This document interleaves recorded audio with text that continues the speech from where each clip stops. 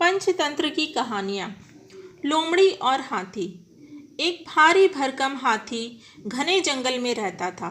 वह क्रूर व उद्दंड स्वभाव का था। छोटे पेड़ों को उखाड़ता, बड़े पेड़ों की टहनियाँ तोड़ता, वह जंगल में मस्त विचरण करता था। पेड़ों पर रहने वाले पक्षी इस दुष्ट हाथी से बेहद भयभीत रहते थे, क्योंकि जब वह पेड़ों की टहनियों को हिलाता या तोड़ता तो बहुत से घोंसले व अंडे नीचे गिरकर नष्ट हो जाते। उसके जंगल में विचरण करते समय चारों ओर अफरा तफरी मच जाती थी। यहाँ तक कि शेर, चीते जैसे जानवर भी उससे दूरी बनाए रखते थे।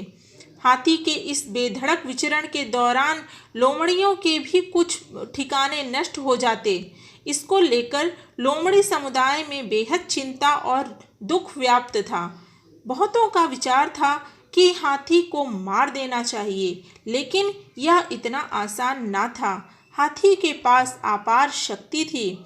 लोमड़ियाँ आपस में ही बात करती, हाथी बहुत बड़ा व ताकतवर है, उसे मार पाना असंभव है। बात ठीक भी थी। शक्ति में लोमड़ियाँ हाथी के सामने कुछ भी ना थीं। एक दिन सभी लोमड़ियों की एक सभा बुलाई गई और एक बेहद चतुर लोमड़ी को हाथी से छुटकारा दिलाने का काम सौंपा गया। उस लोमड़ी ने अपनी योजना पर अमल करने से पहले हाथी के बर्ताव का निरीक्षण करने का फैसला किया। वह कई दिन तक उस हाथी की गतिविधियां देखती रही। फिर एक दिन लोमड़ी उस हाथी से मिलने गई और बोली, महाशय, मुझे आपसे बेहद ज़रूरी बात करनी है। यह हमारे लिए जीवन मृत्यु का प्रश्न है। हाथी जोर से चिंघाड़ा, तुम कौन हो? मुझसे क्यों और क्या बात करना चाहती हो? चतुर लोमड़ी बोली, महाशय, मैं समूचे जानवर समुदाय का प्रतिनिधि बनकर यहाँ आई हूँ। हम आपको अपना सर्वोच्च मुखिया बनाना चाहते हैं, अपना राजा बनाना चाहते हैं। कृपया हमारा प्रस्ताव स्वीकार कर लें।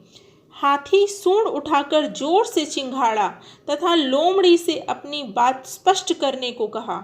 तब लोमड़ी बोली, मैं आपको अपने साथ ले जाने आई हूँ। जंगल के ठीक बीच में आपकी ताजपोशी का समारोह आयोजित किया गया है।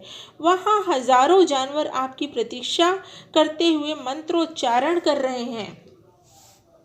जानवरों का राजा बनने की खुशी में हाथी यह भी भूल गया कि शेर के रहते भला वह जानवरों का राजा कैसे बन सकता है। यह सुनकर हाथी बहुत खुश हुआ। वह यूं भी जानवरों का राजा बनने का स्वप्न प्रायः देखा करता था। उसने सोचा कि ताजपोशी का क्षण उसके लिए अपार गौरव का क्षण होगा। वह जल्दी जल्दी तैयार होने लगा ताकि लोमड़ी के साथ घने जंगल में जा सके। आइए महाराज, मेरे पीछे पीछे चलिए, लोमड़ी ने कहा और लोमड़ी ले चली हाथी को। रास्ते में उन्हें नदी किनारे स्थित एक दलदली हिस्से से गुजरना पड़ा। वजन में हल्की होने के कारण लोमड़ी सरलता से उस दलदल को पार कर गई।